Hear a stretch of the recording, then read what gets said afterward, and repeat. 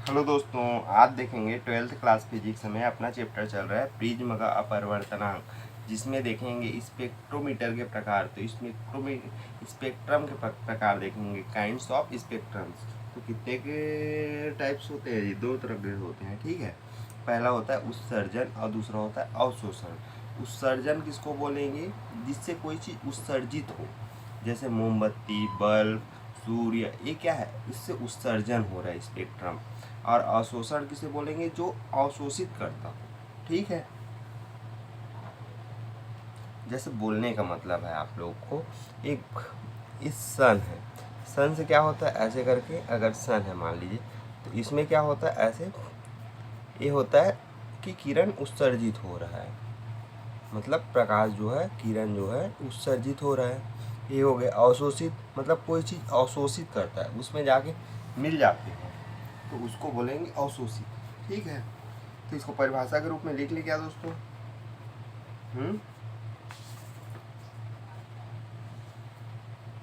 तो देखिए, पहला अपन लिखेंगे उत्सर्जन के बारे में।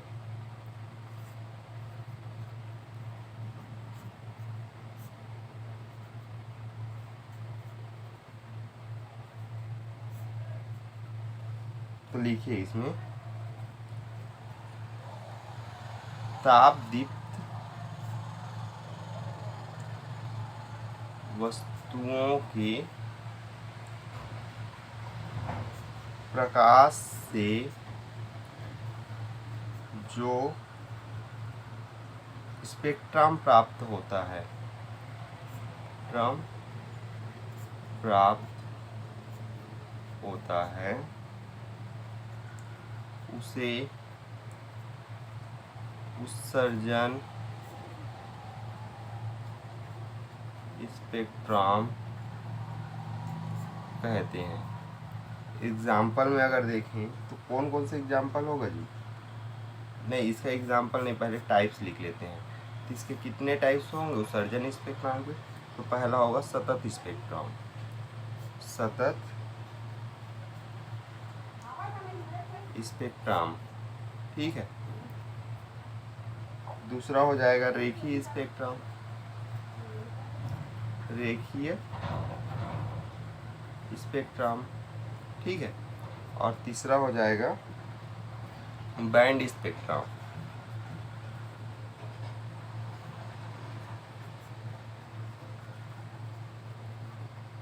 तीन तरह के हो गए, सतत स्पेक्ट्रम, रेखीय स्पेक्ट्रम और बैंड स्पेक्ट्रम। ये दूसरा, ये तीसरा, ठीक है दोस्तों। अब देखिए इनका क्या क्या उपयोग है, कि कहाँ कहाँ ये यूज होते हैं, तो इनको जानते हैं पहले।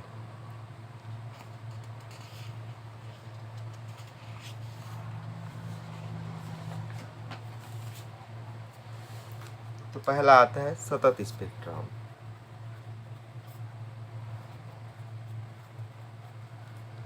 तो देखिए सतत स्पेक्ट्रम किसको कहते हैं? इस स्पेक्ट्रम में सभी रंग एक निश्चित क्रम में उपस्थित रहती है, किन्हीं दो रंगों के बीच कोई पृथक्करण रेखा नहीं होती।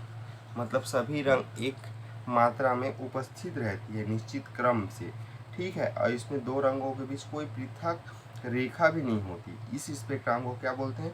सतत या कंटिन्यू स्पेक्ट्रम बोलते हैं, ठीक है जी। एग्जाम्पल के तौर पे देखेंगे तो इसका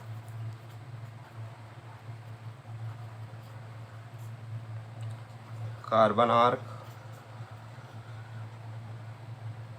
ठीक है। दूसरा देखेंगे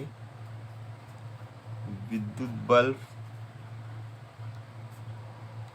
तीसरा देखेंगे तेल का लैंप,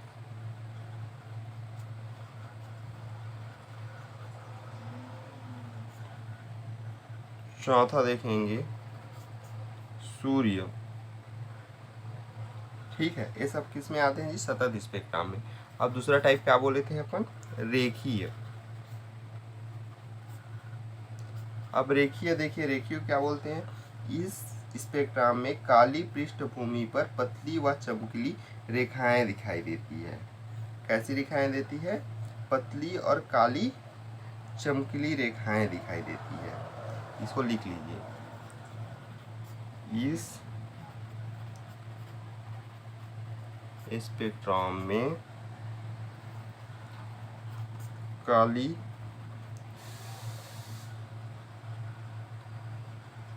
पृष्ठभूमि पर पतली व चमकीली रेखाएं दिखाई देती है। ठीक है, इस स्पेक्ट्रम का तरंग दैर्घ्य कितना होता है, अगर कोई पूछे आपसे तो कितना बताएंगे जी? लिख लीजिएगा।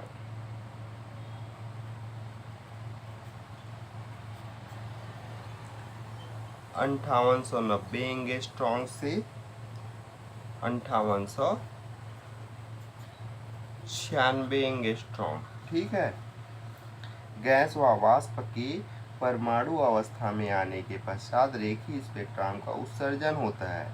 ठीक है, इसको भी लिख लीजिएगा।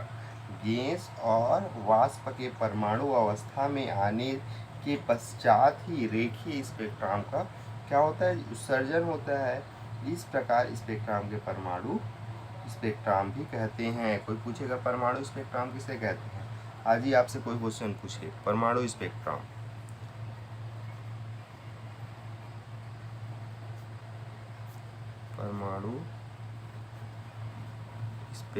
परमाणु स्पेक्ट्रम किसे कहते हैं? तो लिखिए, गैस व वाष्प के परमाणुई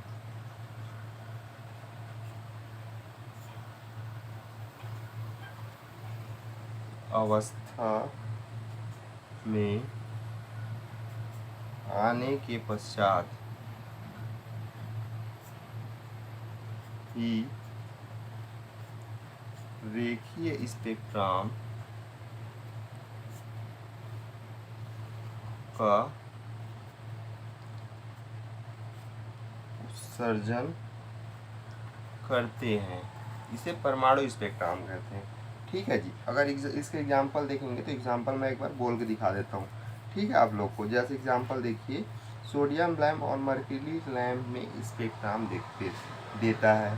ठीक है, जब विसर्जन नली में किसी गैस या तत्व की वाष्प में कम दाब पर विद्युत विसर्जन किया जाता है तो रेखीय स्पेक्ट्रम प्राप्त किया जाता है। सोडियम और मरकरी लैम्प से रेखीय स्पेक्ट्रम प्राप्त किया जाता है।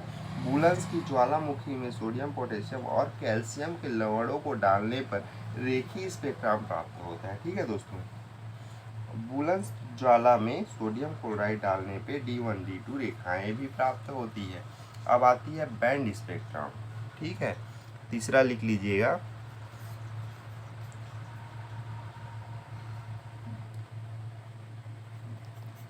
Band spectrum. तो बैंड स्पेक्ट्रम क्या होता है? इस प्रकार के स्पेक्ट्रम में काली पृष्ठभूमि पर चौड़ी चौड़ी विभिन्न रंगों की काली चमकीली पट्टियां दिखाई देती है। यह पट्टियां एक सिरे में चमकदार और दूसरे सिरे में धुंधली होती है।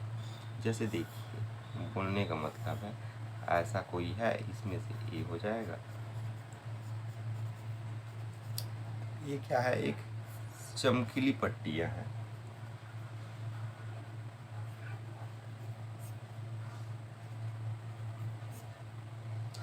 ठीक है, इस स्पेक्ट्रम में उन गैसों से प्राप्त होता है जो तापदीप वस्तुओं के में अणुओं के रूप में रहती है।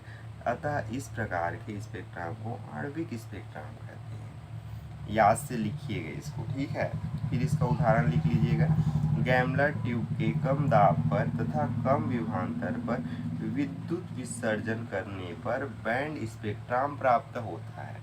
ठीक है दोस्तों, तो फिर अब अवशोषण स्पेक्ट्रम के बारे में अपन टाइप्स भी उसका जान लेते हैं।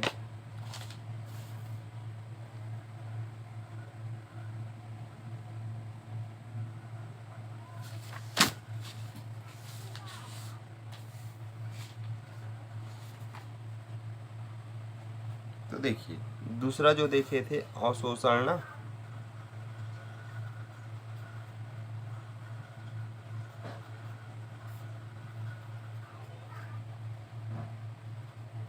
अशोषण स्पेक्ट्रम। पहला क्या होता है जी? सतत अशोषण स्पेक्ट्रम। सतत अशोषण स्पेक्ट्रम। दूसरा क्या होता है? अदीप्त रेखीय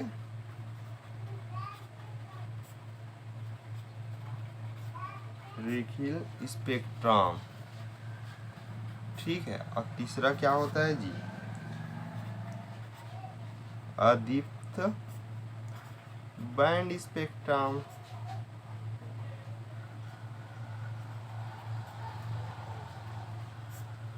ठीक है दोस्तों, तो आज के लिए इतना ही दोस्तों। फिर मिलते हैं हमारे नए क्लास में, जिसमें कुछ नया देखेंगे दोस्तों।